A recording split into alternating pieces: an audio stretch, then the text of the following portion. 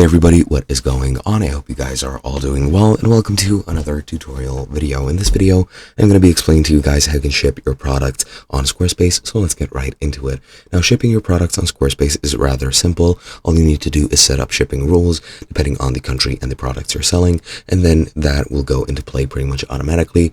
You might have to confirm it here or there while selecting your orders. However, it should do it mostly automatically and just require a button press or two depending on the situation. Now, to set up your shipping rules, you need to go into settings by clicking on the gear icon in the bottom left, then go into selling and scroll down until you see shipping, which is right under taxes, right above pickup. You can set up local pickup for your store or set up shipping rates for your store depending on what you want.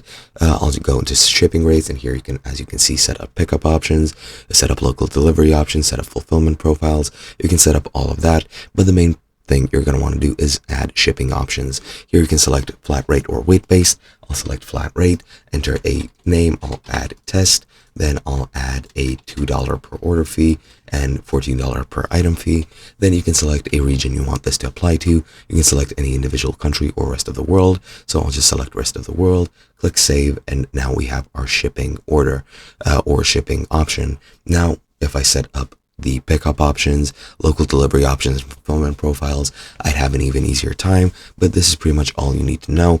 And once you're on your orders page, when any orders are actually placed, you can just select this shipping option, set everything in motion, and that is basically all you need to do.